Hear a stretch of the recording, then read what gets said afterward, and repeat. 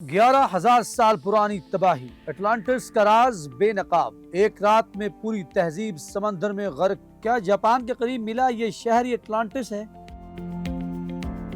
नाज़रीन, ये वो दिन था जब एक नहायत खौफनाक कुदरती आफत आने वाली थी। इस जजीरे पर आबाद ये शहर, इसमें रहने वाली पूरी इंसानी तहजीब इस दिन तबाह होने वाली थी। सिर्फ इमारतें ही नहीं बल्कि इस जजीरे के साथ साथ यहाँ बसने वाली मुकम्मल तहजीब एक ऐसी तबाही का निशाना बनने वाली थी जिसमें उनका नामो निशान भी मिट जाना था। तकरीबन 11,000 साल पहले खतरनाक सुनामी ने इस पूरी तहजीब को सिर्फ एक ही रात में निगल लिया।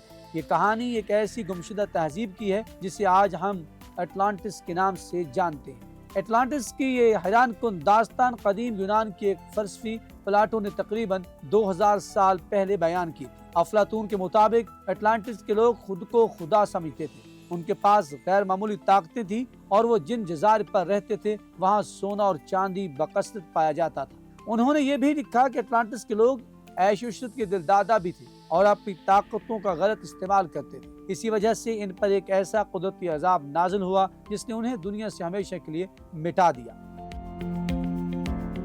नाज़रीन, 2000 साल पुरानी ये कहानी आज एक तारीखी मामला बन चुकी है, क्योंकि तारीख में कई ऐसे शहर मौजूद हैं जो आज समंदर की तह में दफन हैं। इसीलिए बहुत से लोग यकीन रखते हैं कि अटलांटिस भी समंदर में डूब गया था।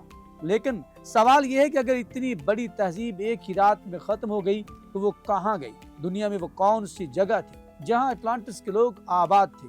और अहराम मिस्र से भी हजारों साल पहले मौजूद इस तहजीब के पास आखिर ऐसी कौन सी तरक्की थी जिसे आज तक याद किया जाता है? नाज़रीन, इन्हीं सवालात के जवाब तलाश करने के लिए साइंसदान, माहिरीन, आसार कदीमा और मुहक्किकीन सदियों से कोशिश कर रहे हैं। लेकिन अब जदीद साइंस ने समंदर की गहराइयों में कुछ ऐसे शवाहद तलाश किए हैं जिन्हें देखकर लगता है कि शायद हम 11,000 साल बाद अटलांटिस के करीब पहुंच चुके हैं। समंदर के अंदर छुपी पुरस्कार बस्तियों की तरफ इंसान फितरी तौर पर मुतवज्जे होता है, खास तौर पर वो शहर जिनके बारे में ज्यादा मालूमात मौजूद नहीं। इनमें सबसे मशहूर नाम अटलांटिस का है।